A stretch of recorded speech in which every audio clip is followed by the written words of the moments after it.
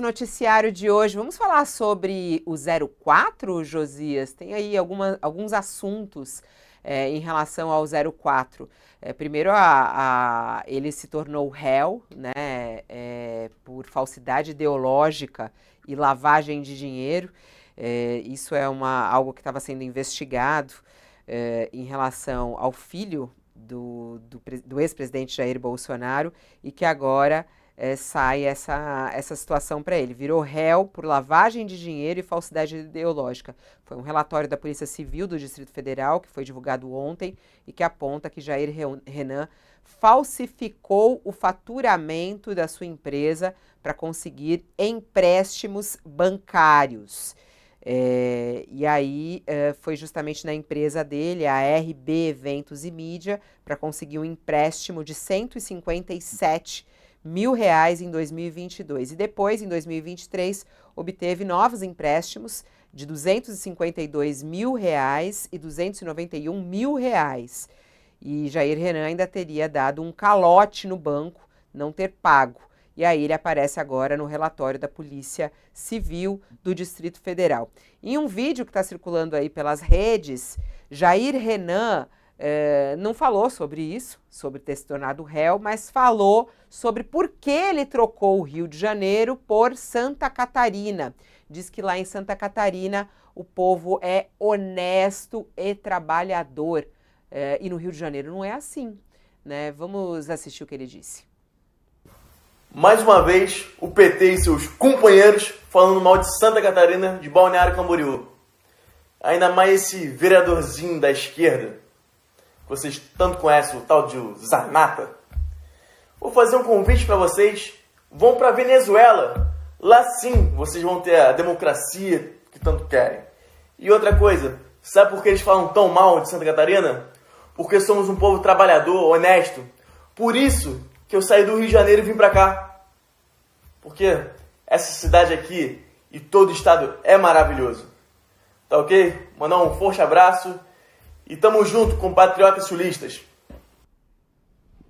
Eu fico imaginando, né, o pessoal da família dele, inclusive, lá do Rio de Janeiro, né? O que deve ter pensado depois disso, ô Josias? O que você achou aí dessa fala de Jair Renan dizendo que foi para Santa Catarina porque lá no Rio de Janeiro o povo não é honesto e nem trabalhador? Ele ofende o Rio de Janeiro, né? O povo do Rio de Janeiro, e ele se esquece que entre Rio de Janeiro e Santa Catarina ele fez escala em Brasília, né? E em Brasília deixou um rastro pegajoso e se tornou réu, né? Na definição do Sartre, a família é como varíola, né? A gente tem quando criança e fica marcado pro resto da vida. O Jair Renan não teve em casa bons exemplos morais. E ele se mantém fiel ao histórico da família, que é uma família em litígio permanente com o Código Penal. Nesse vídeo que o Jair Renan divulgou no Instagram, ele faz críticas a um vereador.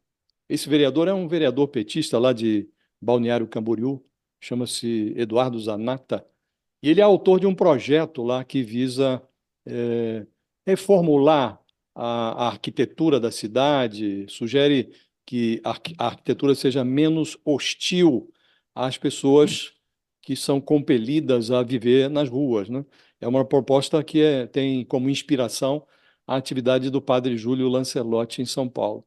E o Jair Renan pega todos os estereótipos que são cultivados pela família e aí fala de esquerda, fala ataca esse projeto que é inspirado na atividade do padre Lancelotti, e elege como alvo um vereador do PT, né?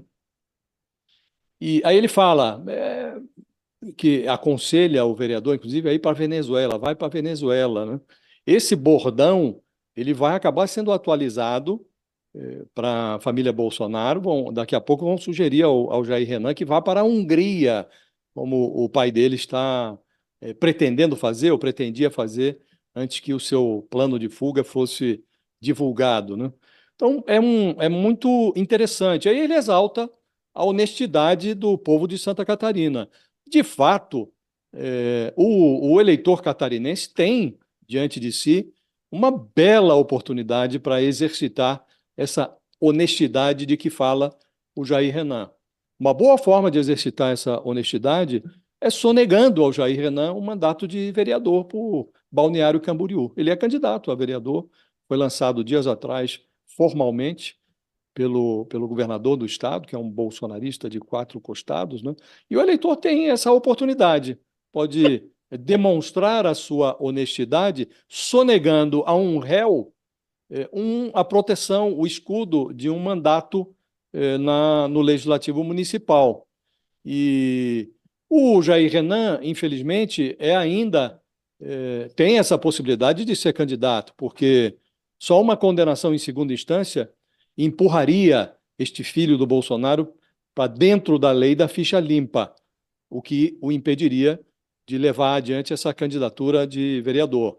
E, por uma armadilha do tempo, é muito improvável que essa sentença chegue antes de outubro, quando o eleitor de Santa Catarina vai às urnas, né?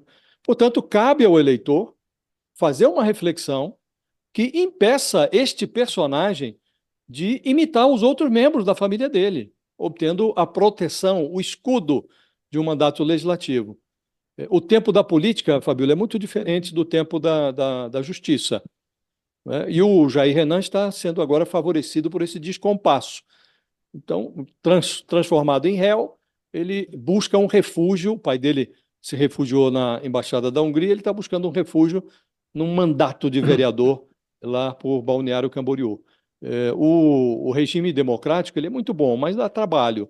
E o eleitor de Santa Catarina, o eleitor catarinense, devia perceber que é parte do seu trabalho sonegar a este personagem um mandato. Lavar as mãos diante de um personagem assim seria um erro muito grave. Então, vamos ver como se comportará o eleitor catarinense. Chama muita atenção, né, Sakamoto, a forma como ele fala, né, tá ok, ainda usa o tá ok do pai, né, no discurso, ele fala tá ok, ele ataca a própria família, né, lembrando que o irmão dele, o Carlos Bolsonaro, é vereador do Rio de Janeiro. Bolsonaro fez a política no Rio de Janeiro, ele não nasceu no Rio de Janeiro, mas sempre teve a casa lá, né, agora mora em Brasília, mas tem toda essa questão da família no Rio de Janeiro, e ele dizendo que no Rio de Janeiro não tem gente honesta e trabalhadora. O que você achou dessa declaração de Jair Renan, que agora é réu, inclusive por falsidade ideológica? Então, Fabiola, ele parte do pressuposto que sempre tem um chinelo velho para um pé cansado, né? E ele, na verdade, descarrega. A comparação dele é uma das coisas mais bizarras, né? Dos registros recentes da família Bolsonaro. O meio-irmão, Carlos Bolsonaro, é vereador pela cidade do Rio. O outro irmão, né, que é o senador Flávio Bolsonaro, é senador pelo estado do Rio de Janeiro, né? Eduardo Bolsonaro, ele é deputado federal por São Paulo, né? Mas o Flávio e o Carluxo têm base eleitoral no Rio de Janeiro, além do fato de ser o estado mais importante para a família, né? Porque é a base do bolsonarismo, né? Não à toa também é a base das milícias, né? O berço das milícias, mas isso é uma outra história. O fato é que, para demonstrar respeito ao povo de Santa Catarina, não é preciso xingar o povo do Rio de Janeiro, né? Agora, ao humilhar o Rio de Janeiro, Jair Renan cospe no prato que o sustentou por tanto tempo. Ele nasceu no Rio, ele é carioca, né? Agora, ele parte do pressuposto que é o seguinte: primeiro, o povo de Santa Catarina vai gostar da comparação, eu acho um absurdo gostar disso, mas vai lá.